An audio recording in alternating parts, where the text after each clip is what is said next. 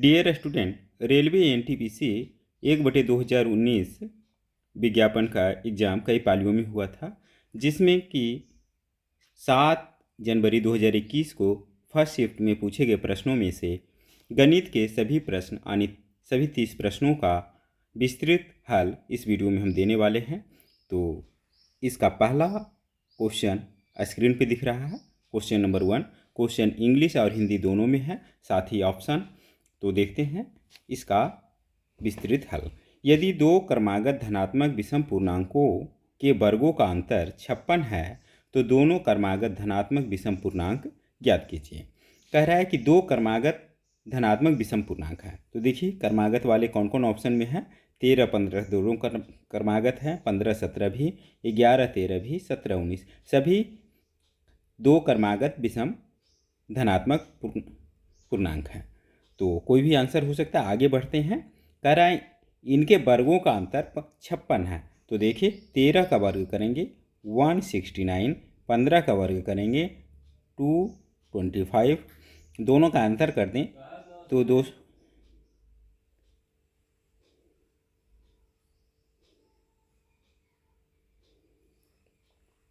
225 में से 169 माइनस करेंगे तो देखें 650 56 आता है।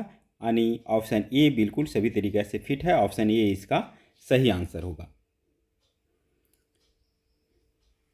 रेलवे का क्वेश्चन पेपर जिसमें आंसर 13, 15 दिया हुआ था, बिल्कुल सही आंसर है। बढ़ते हैं अगला प्रश्न। क्वेश्चन नंबर 2 ये रहा। चक्रवृद्धि ब्याज पर जमा की गई 12,000 की धनराशि 5 वर्ष में 2 गुनी हो जाती है, तो वह धनराशि 15 वर्ष में कितनी हो जाएगी। देखिए 5 वर्ष में 2 गुनी होती है, तो 15 वर्ष यानी 5 का 3 गुना है। तो यह धनराशि जो होगा 5 वर्ष में 2 गुना होता है, तो 2 पर पावर यहाँ पर 5 का 3 गुना 15 होता है, इसमें पावर 3 हो जाएगा, अर्थात 8 गुना हो जाएगा। तो 12,000 गुने 8 कर दें, यही धनराशि होगी, 96,000 हो जाएगी, जो कि ऑप्शन डी में है। ऑप्शन डी इसका सही आंसर होगा। रेलवे का भी आंसर 96,000 था, बिल्कुल सही। अगला प्रश्न क्वेश्चन नंबर 3 ये रहा। कह रहा है एक वृत्त किसी त्रिभुज ABC की भुजा BC को बिंदु P पर स्पर्श करता है। भुजा AB और AC को क्रमशः बिंदु Q और R पर वृत्त से स्पर्श करने के लिए बढ़ाया जाता है, तो AQ की लंबाई कितनी होगी। देखिए प्रश्न किस तरह का है।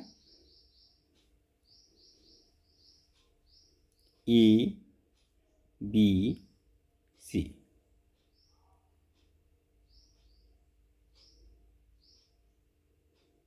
यह वृत्त है जहाँ की BC को बिंदु P पर काटता है, स्पर्श करता है, और AB को Q और AC को बढ़ाने पर R बिंदु पे स्पर्श करता है।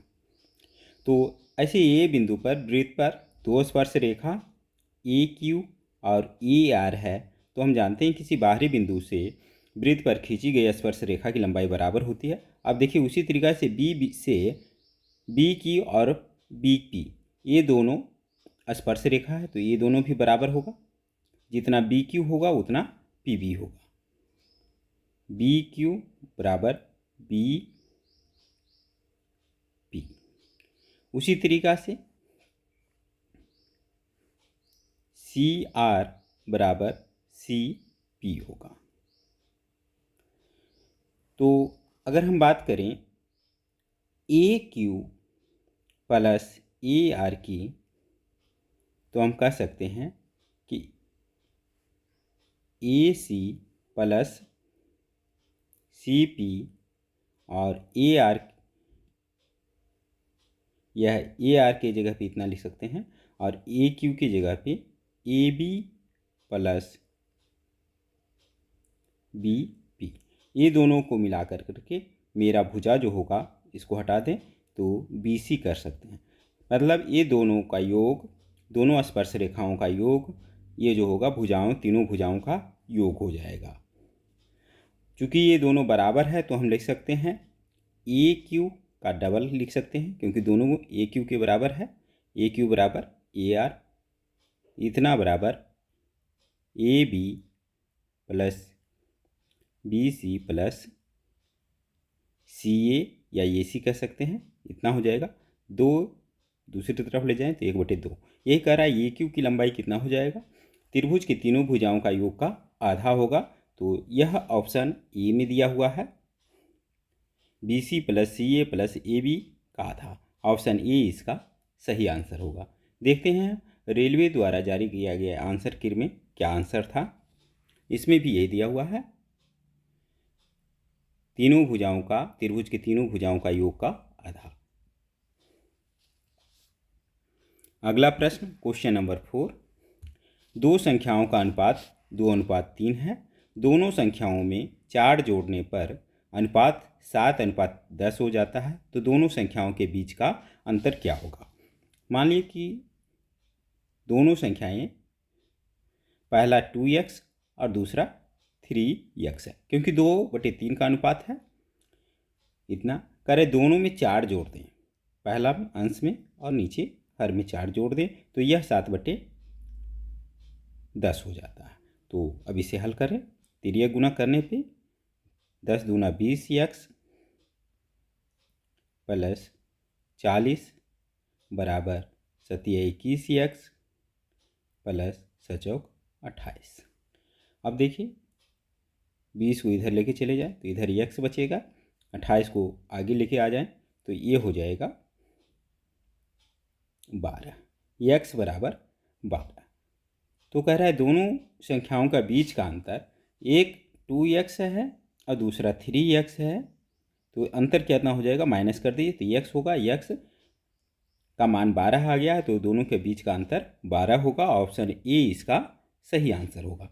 देखते हैं रेलवे द्वारा जारी किया गया आंसर, इसमें भी 12 सही आंसर दिया हुआ है, बिल्कुल करेक्ट। अगला प्रश्न, क्वेश्चन नंबर 5।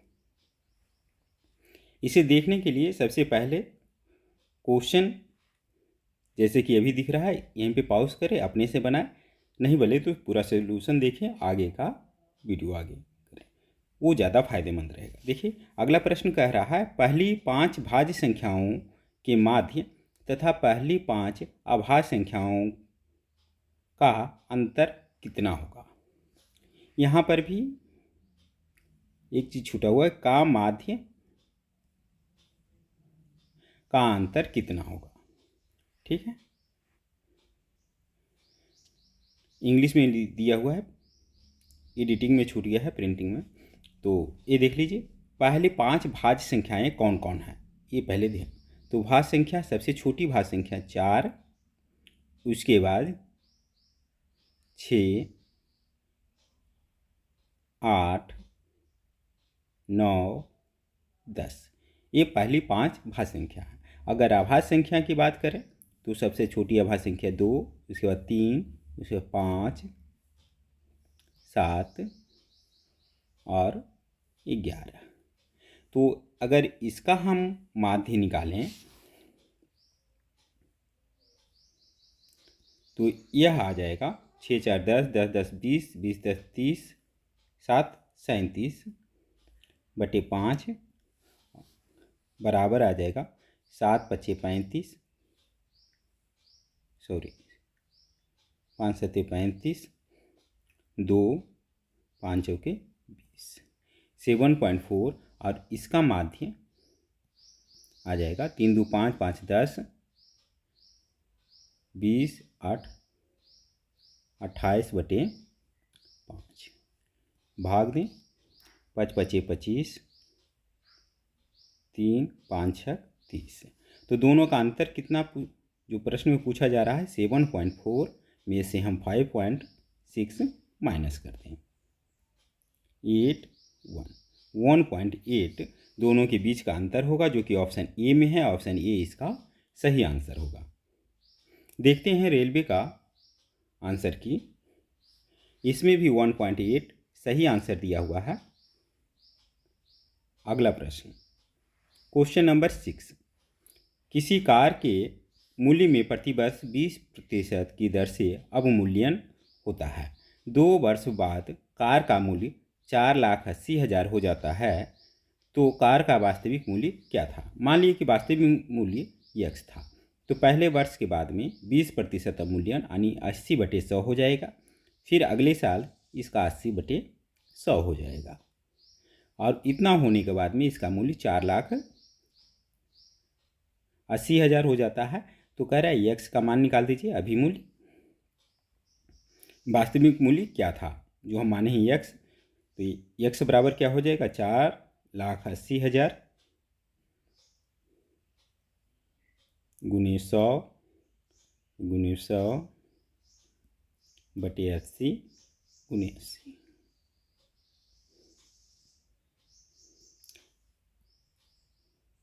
8 × 48, 600 भाग दें 8 × 7 = 56,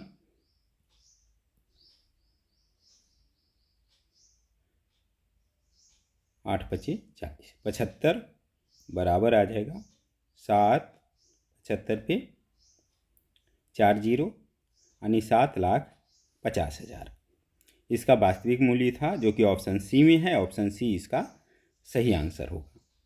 रेलवे का आंसर देखते हैं, इसमें भी 7,50,000 दिया हुआ है। अगला क्वेश्चन नंबर 7 ये रहा। मैं क्वेश्चन को एडिट करके डाला हूँ ताकि क्वेश्चन आसानी से आपको पढ़ने योग्य रहे, क्योंकि रेलवे का जब क्वेश्चन हम डालते हैं स्कैन करके तो इतना साफ नहीं होता। अगला प्रश्न देखें, किसी विद्यालय में लड़कों और लड़कियों की संख्या का अनुपात 5:7 था। सत्र के दौरान 8 और लड़कों का दाखिला हो गया। उसके बाद लड़कियों और लड़कों की संख्या का नया अनुपात 1:1 हो गया। तो प्रारंभ में लड़कों और लड़कियों की संख्या के बीच कितना अंतर था? प्रारंभ में कह रहा है कि 5x लड़का था और लड़कियां 7x था। ठीक, जब 8 लड़कों का और एडमिशन हो गया तो 5x + 8, तो ये 1:1 हो जाता है। अर्थात इसको हल कर दें तो यह आ जाएगा 7x = 5x + 8, अर्थात x को एक तरफ लाने पे 5x माइनस यानी 2x = 8 आ जाएगा। इतना। तो अब देखिए, कह रहा है कि दोनों लड़के और लड़कियों की संख्या के बीच का अंतर कितना था। तो पहले 7x लड़की और 5x लड़का, दोनों के बीच का अंतर कितना हो जाएगा? ये 2x का मान अभी हम निकालें 8 है, यही अंतर होगा। ऑप्शन डी में है, यानी लड़कों और लड़कियों के बीच प्रारंभ में 8 का अंतर था। ऑप्शन डी इसका सही आंसर होगा। रेलवे का भी आंसर 8 है। अगला प्रश्न ये रहा, क्वेश्चन नंबर 8। यदि समीकरण इतना का एक मूल इतना हो तो समीकरण का दूसरा मूल और यम का मान क्या होंगे? यहाँ पर देखिए, समीकरण द्विघात समीकरण दिया हुआ है। यहाँ पर हम जानते हैं कि एक मूल दिया हुआ है, दूसरा मूल मान लीजिए कि बीटा है, तो मूलों का योग यानी यहाँ पर 5/2 प्लस दूसरा मूल मान लीजिए कि बीटा है बराबर हो जाएगा -b/a यानी कि 8/2। तो यानी बीटा बराबर हम कह सकते हैं 8/2 - 5/2, ये आ जाएगा 2 एलसीएम 8 में से 5 माइनस करें, ये आ जाएगा 3/2। तो दूसरा मूल कह रहा है 3/2 किस में है? इसमें है, और किसी में है? नहीं है। तो ऑप्शन बी इसका सही आंसर यहीं से लगा सकते हैं। अब कह रहा है यम का मान क्या होगा। तो यम देख रहिए, यहाँ पर हम लिखेंगे मूलों का गुणनफल। ठीक, तो -m बराबर हम जानते हैं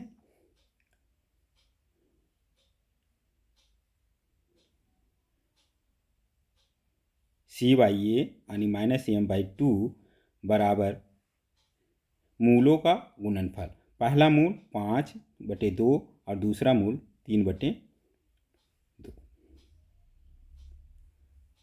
तो हम कह सकते हैं 1 2 से 2 कैंसिल, अर्थात -m बराबर 15/2, अर्थात m का वैल्यू -15/2 होगा।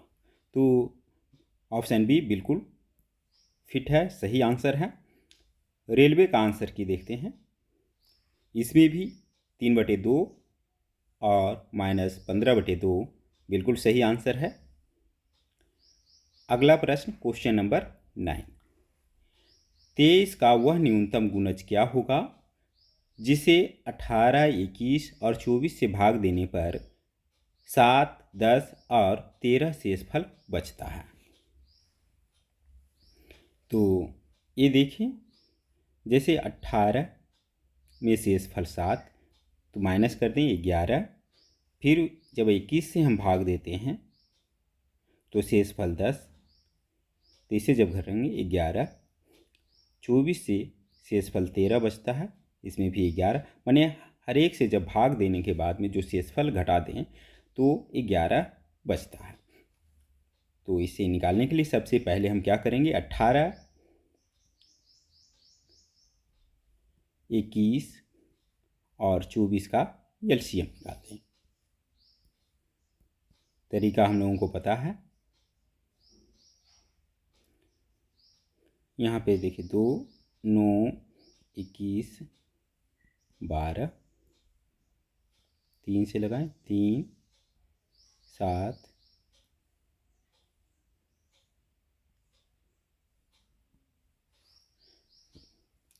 2 तिया 6, 6 तिया 18, 18 दूनी 36, 36 गुने 7, 6 42 के 2, 4, 7 21 और 4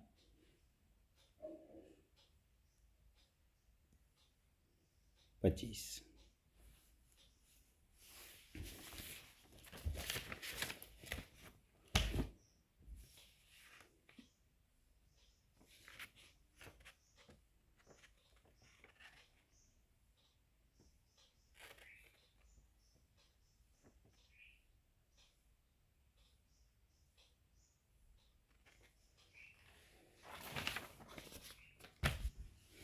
यहाँ पर कुछ गलती हुई, 3 चौक 12, यहाँ पे 4 हो जाएगा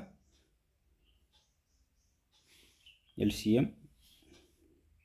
जैसे 3 तिया 9, 3 सते 21, 3 चौक 12, आगे नहीं लगेगा, तो यहाँ पे एलसीएम हो जाएगा 2 गुने 3 गुने 3, 7 गुने 4। तो 2 तिया 6, 6 तिया 18, 18 चौक 72 गुने 7, 7 दूनी 14, 4 बाकी 1, 7 सते 49, 1 50, 504। अब देखिए यहाँ पर सभी ये 3000 के लगभग है।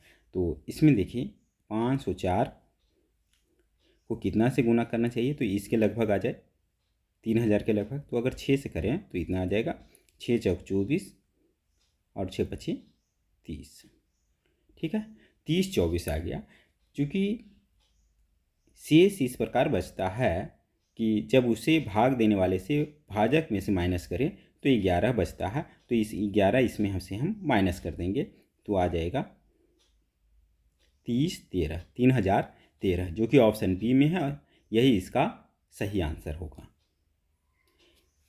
इसका चेक भी कर सकते हैं, जैसे 18 से भाग दीजिए, 30 13,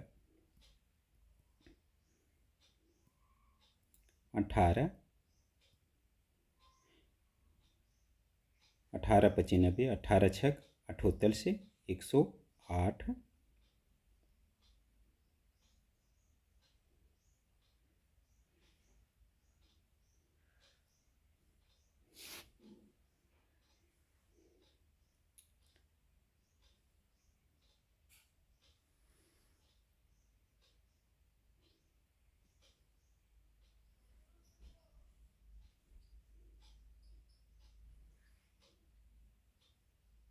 ये 3 होगा, 18 18 सते 26 से 126, 7, शेषफल 7 है। उसी तरीक़ा से 21 से जब भाग देंगे तो 10 शेषफल और 13 आ जाएगा।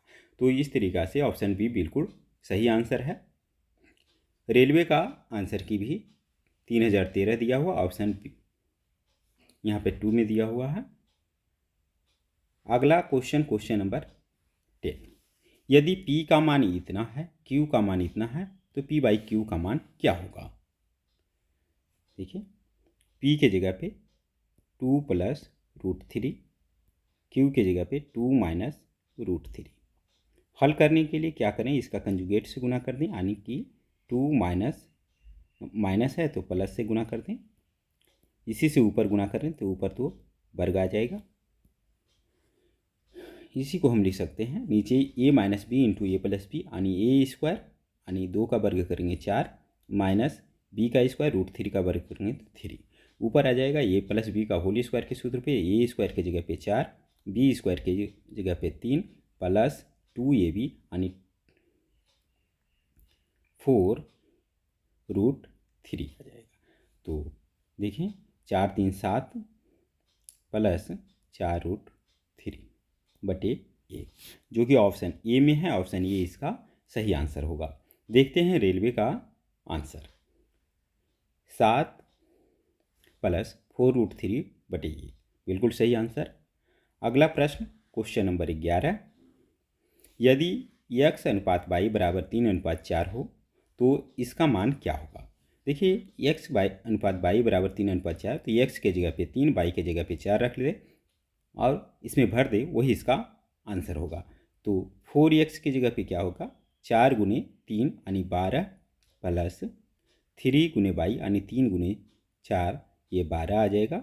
अनुपात 4 गुने y यानी 4 गुने 4 16, माइनस 4 गुने x यानी 4 गुने 3, यह 12 आ जाएगा। ठीक इसी को आगे बढ़ाइए, ये आ जाएगा 24, अनुपात 16 में से 12 माइनस करें 4, सरल करते हैं 4 6 24 यानी 6:1 इसका सही आंसर होगा, जो कि ऑप्शन बी में है। ऑप्शन बी इसका सही आंसर होना चाहिए। देखते हैं रेलवे का आंसर की, 6:1 बिल्कुल सही आंसर। अगला प्रश्न क्वेश्चन नंबर 12, 3 निकटवर्ती मंदिरों में 3 इलेक्ट्रॉनिक घंटियां लगी है। इन मंदिरों के पुजारी 2, 3 और 5 मिनट के अंतराल पर अलग अलग समय पर ये घंटियां बजाने का निर्णय लेते हैं। ये घंटियां पहली बार 8 बजे एक साथ बजना शुरू होते हैं, तो प्रातः 9 बजे तक यह कितनी बार एक साथ बजेगी। तो 8 बजे से 9 बजे तक लेकर के 1 घंटा का समय है। ठीक है, इसमें देखिए इस अंतराल पे घंटियां बजती है, तो इसका एलसीएम निकाल दें। 2, 3 और 5 मिनट का अगर हम बनाएं तो एलसीएम कितना आ जाएगा, सीधा सीधी गुना होगा, तो 2 तिया 6, 6 पचे 30 मिनट, यानी कि एक साथ बजने के लिए उसको 30 मिनट चाहिए। तो 1 घंटा में 60 मिनट होते हैं, यानी कि 2 बार घंटियां एक साथ बजेगी। तो बजना शुरू होने के बाद 2 बार एक साथ बजेगा, जो कि ऑप्शन बी में है। ऑप्शन बी इसका सही आंसर होगा। देखते हैं रेलवे का आंसर की, 2 times after the starting time, या हिंदी में बजना शुरू होने के बाद 2 बार। क्वेश्चन नंबर 13, किसी भिन्न का हर उसके अंश से 2 अधिक है। यदि अंश को 3 गुना किया जाता है और हर को 2 से गुना किया जाता है तो वह भिन्न 1/2 बन जाती है। तो दी गई भिन्न क्या है। ऐसे प्रश्न को ऑप्शन से चलें तो ज़्यादा अच्छा रहेगा। किसी भिन्न का हर उसके अंश से 2 अधिक है, तो देखिए हर जो है अंश से 2 अधिक होना चाहिए। यहाँ पे देखिए 1 का अंतर है तो ये आंसर नहीं होगा। यहाँ पे 2 का अंतर है, 1 में से 2 जोड़ेंगे तब हर आता है, ये सही हो रहा है। 1 + 3, तो 3 नहीं चाहिए, हमें 2 का अंतर चाहिए। यहाँ पे देखिए 2 + 3 यानी 3 भी हमें नहीं चाहिए, हमें 2 का सिर्फ अंतर। अब पूरा प्रश्न बिना हल किए हुए मेरा आंसर आ गया कि ऑप्शन बी सही आंसर होगा। देखिए ये सब तरीके से भी ठीक होगा कि 1/3 में 2 अधिक है। यदि अंश को 3 से गुना किया जाए, यानी 1 गुने 3 किया जाए, और हर को 2 से गुना किया जाए, तो भिन्न 1/2 हो जाता है। 3 3 कैंसिल, यानी 1/2 बन जाता है। तो ये कह रहा है दी गई भिन्न कौन सा होगा, 1/3 होगा। बी सब तरीके से ठीक है। तो ऑप्शन से प्रश्नों को आसानी से हल कर सकते हैं। तो 13 का आंसर ऑप्शन बी होगा। देखते हैं रेलवे का आंसर की। 1/3 बिल्कुल सही आंसर है। अगला प्रश्न, क्वेश्चन नंबर 14। देवेश हर दिन अपने घर से सुबह 7 बजे निकलता है और 8:30 बजे ऑफिस पहुंचता है। एक दिन वह अपने घर से सुबह 7 बजे निकला, लेकिन उसने दूरी का 5वां हिस्सा अपनी सामान्य गति के 5/6 पर पूरा किया और बाकी दूरी को अपनी सामान्य गति के 6/5 पर पूरा किया। उस दिन देवेश लगभग कितने बजे ऑफिस पहुंचा? ये देखिए, दूरी नहीं दिया हुआ है, तो 7 बजे निकला, 8:30 में पहुंचा, तो इसको टाइम कितना लगता है? यह 1.5 घंटा का समय यानी कि 90 मिनट लगता है। ऐसे प्रश्न को हल करने में मान लिया कि ये जो डिस्टेंस है घर से लेकर के ऑफिस तक, ये मान लिया कि ये 90 किलोमीटर है। ठीक है, तो अब कह रहा है कि अब आगे क्या करता है। अगला दिन 7 बजे निकला और उस दूरी का 5वां हिस्सा, माने 90 का अगर 5वां हिस्सा कर दूँ तो क्या आ जाएगा? 18 किलोमीटर। यह तय करता है अपनी चाल। जैसे 90 मिनट में 90 किलोमीटर, तो 1 किलोमीटर प्रति घंटा उसकी चाल होगी। अपनी चाल का यानी 1 का 5/6 पे पूरा करता है। 6 ऊपर चला जाएगा, कटेगा।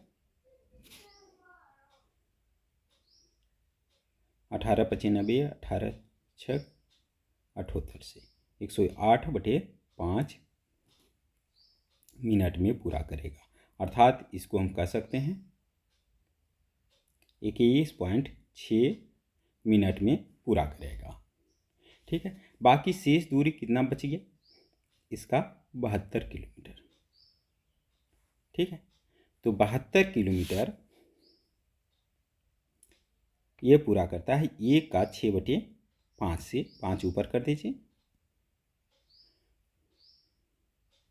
12×6 72, 12×5 60 मिनट में। तो कुल समय इसको लगा 60 मिनट प्लस 21.6 मिनट, अर्थात आ गया 81.6 मिनट। ठीक है, अर्थात इसमें जो लग रहा था, पहले 90 मिनट लग रहा था, अब उसे 8.4 मिनट कम, अर्थात लगभग 9 मिनट पहले पहुंच रहा है। तो 9 मिनट पहले पहुंचने का ये मतलब हो गया कि इसमें 30 में से 9 मिनट आप घटा दें तो ये 8:21 ये सुबह पहुंच जाएगा। ऑप्शन सी इसका सही आंसर होगा। आशा है इस प्रश्न को समझ गए होंगे। देखते हैं रेलवे का आंसर। ऑप्शन इसमें दिया हुआ 8:21 सुबह में पहुंच जाएगा, बिल्कुल सही। अगला प्रश्न, क्वेश्चन नंबर 15। एक 21 सेंटीमीटर त्रिज्या वाले वृत्त में से एक वृत्तखंड काटा जाता है। वृत्तखंड का कोण 40 डिग्री है, तो वृत्तखंड का क्षेत्रफल ज्ञात कीजिए वर्ग सेंटीमीटर में। वृत्त का क्षेत्रफल हम जानते हैं पाई r²। तो यहाँ पे देखें, और वृत्तखंड का क्या होता है, अगर कोण दिया हुआ तो θ/360 हो जाता है। तो अब इसी के मान रखते हैं, पाई की जगह पे 22/7, आर की जगह पे 21 का वर्ग यानी 21 × 21 कर लें, गुने 40/360 कर लें। 7 या 21, 4 9 36, 3 3 9, 3 7 21, 22 × 7 वर्ग सेंटीमीटर आ जाएगा। तो 22 7 54 से 154 वर्ग सेंटीमीटर। 154 ऑप्शन बी में दिया हुआ है। ऑप्शन बी इसका सही आंसर होना चाहिए। देखते हैं रेलवे का आंसर की। इसमें भी 154 दिया हुआ है, बिल्कुल सही। अगला प्रश्न, क्वेश्चन नंबर 16। यदि किसी समबाहु त्रिभुज की प्रत्येक भुजा को 3 गुना कर दिया जाता है तो नए समबाहु त्रिभुज का क्षेत्रफल कितना होगा? समबाहु त्रिभुज का क्षेत्रफल का फॉर्मूला हम लोग जानते हैं, √3/4 a²। ये जहाँ की भुजा है, अगर भुजा को हम 3 से गुना कर दें तो नया जो हो जाएगा √3/4 3a का होल स्क्वायर, जिसे हम लिख सकते हैं √3/4 ए स्क्वायर गुने 3 का वर्ग करेंगे 9, यानी यह पुराने क्षेत्रफल का 9 गुना हो जाएगा, प्रारंभिक क्षेत्रफल का 9 गुना हो जाएगा। ऑप्शन सी में है, ऑप्शन सी इसका सही आंसर होगा। देखते हैं रेलवे का आंसर की। 9 times of the original area, बिल्कुल सही आंसर। अगला प्रश्न क्वेश्चन नंबर 17। एक निश्चित धनराशि पर 4% वार्षिक दर से 2 वर्ष के लिए लगने वाले चक्रवृद्धि ब्याज गणना वार्षिक तौर पर होती है और साधारण ब्याज का अंतर 20 रुपया है, तो धनराशि कितनी है?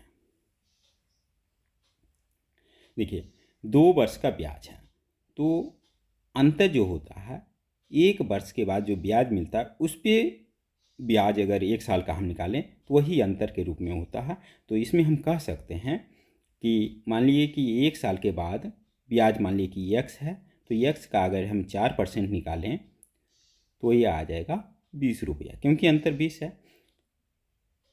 तो x यानी ब्याज 1 साल का साधारण ब्याज जो कह सकते हैं x बराबर आ जाएगा 25 गुने 20 कर दें 500 रुपये। 1 साल का ब्याज 500 रुपये आता है। तो धनराशि हमें निकालना है, तो 1 साल का ब्याज अगर हमें दिया हुआ है तो धनराशि कितना होगा? मूलधन ब्याज गुने 100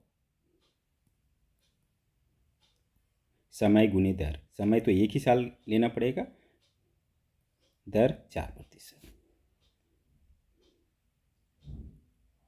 तो देखिए 25 25 25 25 से 125 पर 00, ये आ जाएगा 12,500 रुपये, जो कि ऑप्शन सी में है। यह धनराशि 12,500 रुपये होगी, ऑप्शन सी इसका सही आंसर होगा। रेलवे का भी आंसर 12,500 रुपये है। अगला क्वेश्चन नंबर 18। 2 पुरुष एक स्थान से एक ही दिशा में क्रमशः 5 किलोमीटर प्रति घंटा और 5.5 किलोमीटर प्रति घंटा की चाल से यात्रा शुरू करते हैं, तो वह कितने समय बाद एक दूसरे से 8.5 किलोमीटर की दूरी पर होंगे? पहला और दूसरा इसी रास्ते से चला, तो 1 घंटे बाद एक 5 किलोमीटर चला और दूसरा 5.5 किलोमीटर चला। तो अगर 1 घंटा के बाद हम देखें तो इन दोनों के बीच में आधा किलोमीटर का अंतर रह जाता है। तो अगर 8.5 किलोमीटर का अंतर चाहिए तो हमें चाहिए इसका दुगना घंटा चाहिए, तो 8.5 का दुगना आप कर लीजिए, इतना घंटा होगा। 8 दूनी 16, 17 घंटा के बाद ये दूरी होगी, जो कि ऑप्शन बी में है। ऑप्शन बी इसका सही आंसर है। देखते हैं रेलवे का आंसर। 17 घंटे बिल्कुल सही आंसर। अगला प्रश्न क्वेश्चन नंबर 19। एक 60 मीटर ऊंची इमारत के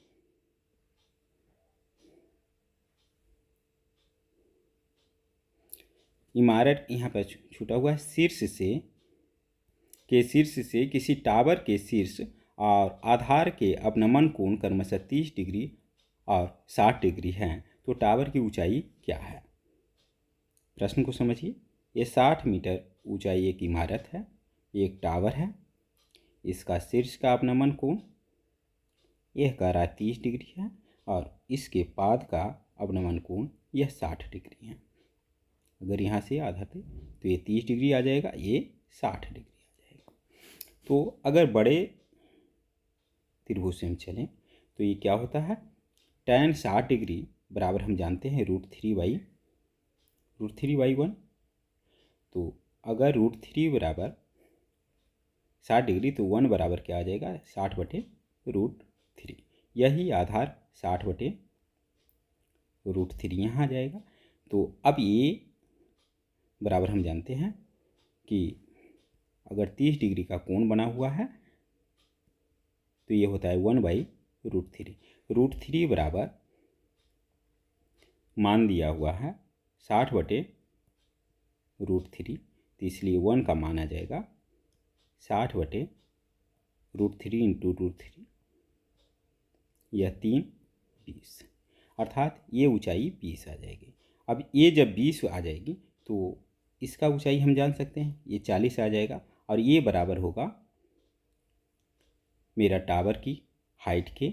ये इमारत था और ये टावर था, तो यही पूछा जा रहा है कि टावर की ऊंचाई कितनी होगी, तो ये 40 मीटर होगी, जो कि ऑप्शन बी में है। ऑप्शन बी इसका सही आंसर होगा। रेलवे का भी आंसर 40 मीटर दिया हुआ है। ऑप्शन 40 मीटर बिल्कुल सही आंसर है। अगला प्रश्न, क्वेश्चन नंबर 20।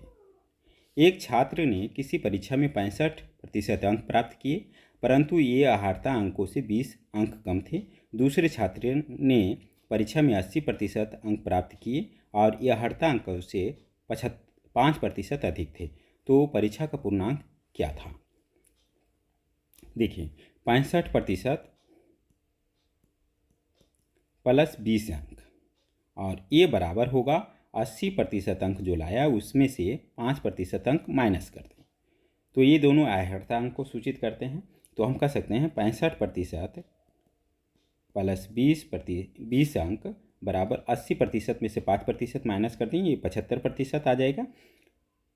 परसेंटेज को एक तरफ ले जाएं तो ये -65% माइनस कर दें तो ये आ जाएगा 10% बराबर 20 अंक, इसलिए 100% बराबर 200 अंक, जो कि पूर्णांक होगा। ऑप्शन बी इसका सही आंसर होगा।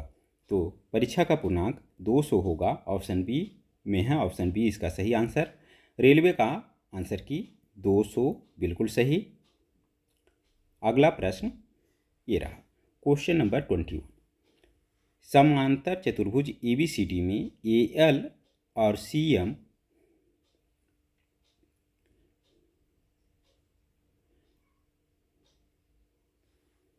CD के,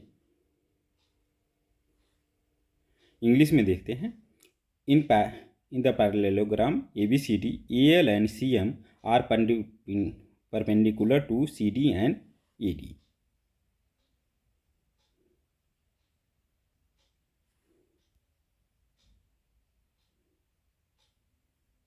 यहाँ पर कॉमा होना है, CD और AD के अभिलंब है। ठीक है, AL का मान 20 सेंटीमीटर, CD का मान 18 सेंटीमीटर, CM का 15 सेंटीमीटर, तो उसका परिमाप क्या होगा? बाकी सब ठीक है, यहाँ पर थोड़ा सा मिस्टेक। देखें, प्रश्न में कह रहा है ABCD, AL CD पे लंब है और CM AD पे, इस पे लंब खींचा गया है। अब सबकी लंबाई दिया हुआ है। AL ये 20 सेंटीमीटर, CD 18 सेंटीमीटर, CM यह 15 सेंटीमीटर। तो इसका परिमाप बताएं। देखिए, परिमाप के लिए हमें चाहिए ये भुजा आपस में समांतर चतुर्भुज है, तो आमने सामने की भुजा बराबर है, तो ये 18 तो ये भी 18, तो ये दोनों भुजा की लंबाई मुझे नहीं मालूम। तो इसमें देखिए, इस समलंब चतुर्भुज का क्षेत्रफल का सूत्र होता है आधार गुणे ऊंचाई। अगर आधार 18 को माने तो ऊंचाई इसका 20 हो जाएगा, 18 गुणे 20, और यह बराबर दूसरे की तरफ से अगर इसको हम आधार मान लें यानी AD, तो इसका ऊंचाई 15। दोनों तरीके से हम निकाल सकते हैं, क्योंकि क्षेत्रफल इसी का क्षेत्रफल है तो दोनों बराबर होगा। तो इससे हम AD का लंबाई निकाल सकते हैं। 15 को भाग दे दें इधर से, तो 5 दिया 15, 5 चौके 20, 3 छक 18, अर्थात AD का मान 6 चौक 24 सेंटीमीटर आ जाएगा।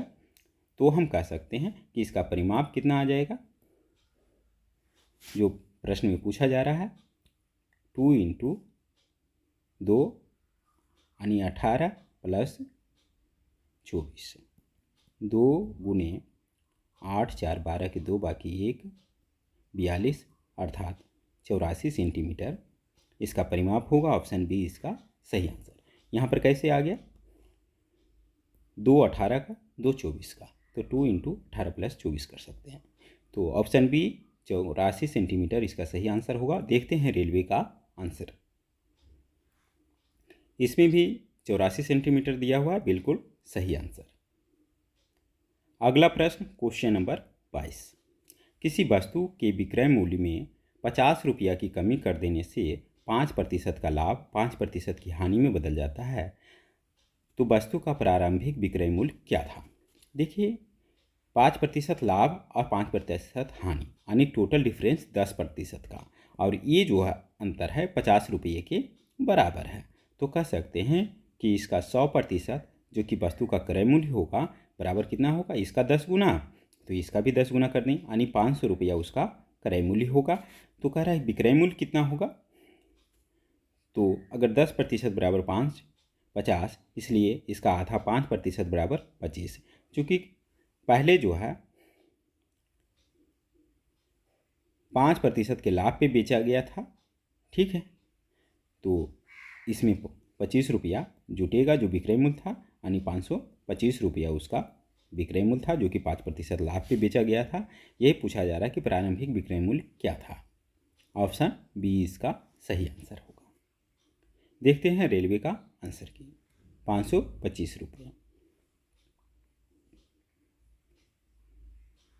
अगला प्रश्न क्वेश्चन नंबर 23। निम्नलिखित को सरल करना है। इसमें जानते हैं कि सबसे पहले ब्रैकेट का काम होगा, तो इसे हटा करके हम लिख सकते हैं 1/4, इसे हटा करके लिख सकते हैं 3/16। अब आगे बढ़ें, 1/2 भाग है तो भाग को गुना में बदलें, 4/1 आ जाएगा, गुना 1/2 प्लस 1/2, यहाँ पर भाग 3/16, इसे हम कह सकते हैं 16/3।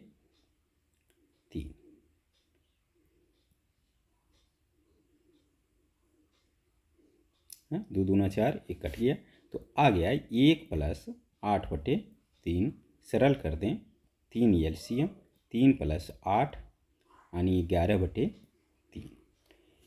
जो कि ऑप्शन ए में है। ऑप्शन ए इसका सही आंसर होगा। देखते हैं रेलवे का आंसर की। इसमें भी 11/3 सही आंसर दिया हुआ है।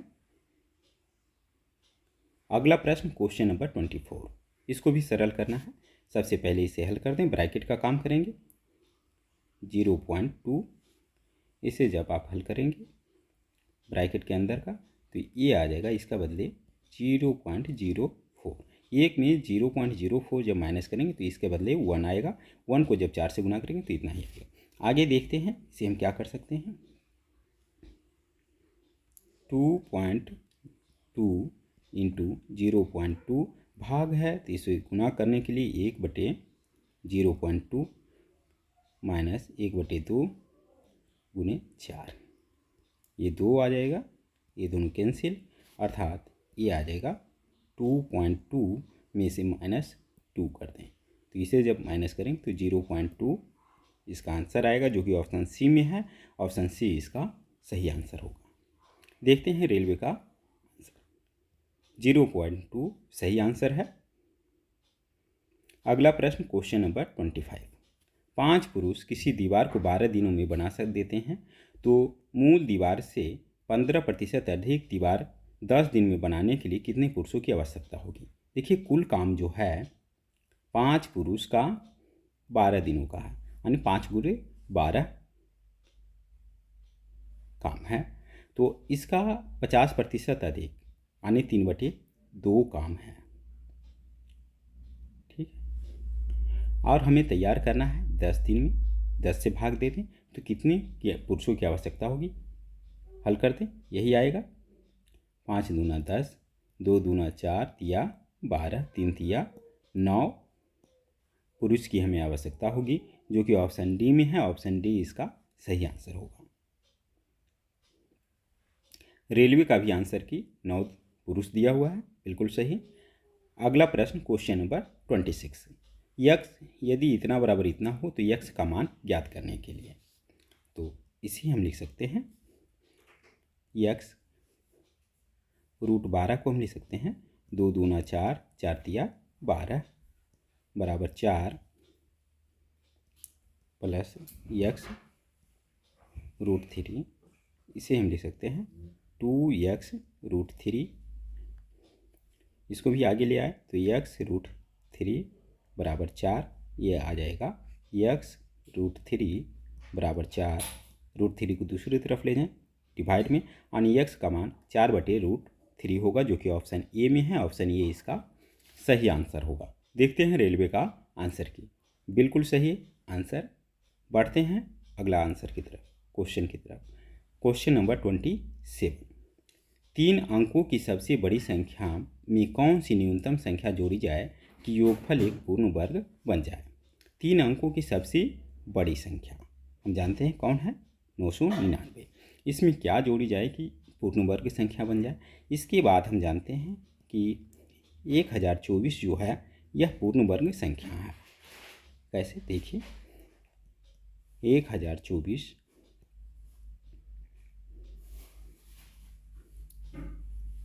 3 तिया 9, 1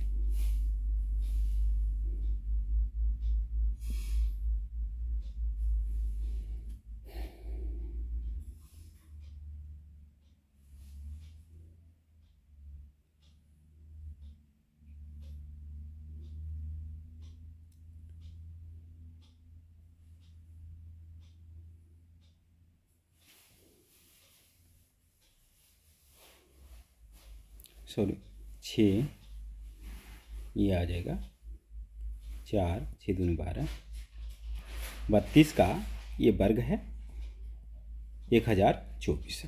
अब 32 से आप 31 का वर्ग उससे कम आएगा, तो इसमें हमें 999 में जोड़ने की ज़रूरत कितना है, +25 करने की ज़रूरत है।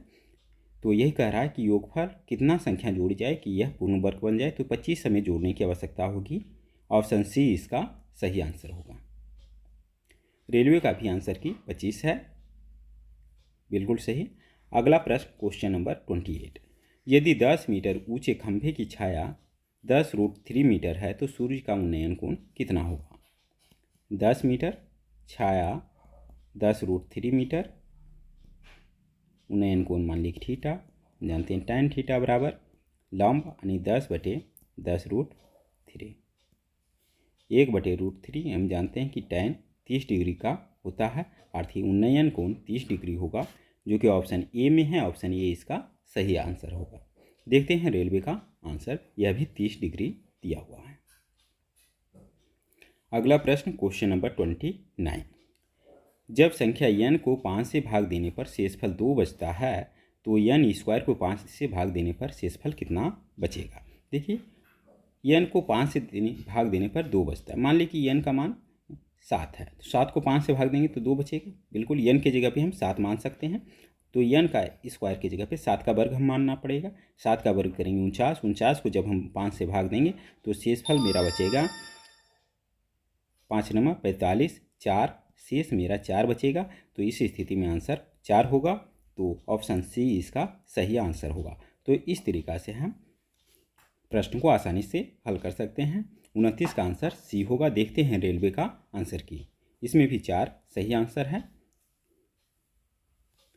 अगला प्रश्न क्वेश्चन नंबर 30, यदि इतना बराबर 0 दिया हुआ तो थीटा का मान क्या होगा। देखते हैं tan 2 थीटा बराबर क्या हो जाएगा, 3 को दूसरी तरफ ले जाएं प्लस में, √3 गुना में था तो इसे इतना बराबर आ जाएगा √3 हम जानते हैं tan 60 डिग्री का मान है, अर्थात 2 थीटा बराबर ये 60 डिग्री, इसलिए थीटा बराबर 30 डिग्री होगा। तो थीटा का मान 30 डिग्री होगा, जो कि ऑप्शन डी में है। ऑप्शन डी इसका सही आंसर होगा। देखते हैं रेलवे का आंसर, इसमें भी 30 डिग्री। तो इस वीडियो में बस इतना ही। आशा है ये वीडियो आपके एग्ज़ाम के पॉइंट की व्यू से बेहतर होगा। जल्द ही मिलते हैं अगले वीडियो में, तब तक के लिए थैंक्स। अगर वीडियो पसंद आया होगा तो लाइक करें, शेयर करें एवं सब्सक्राइब करें।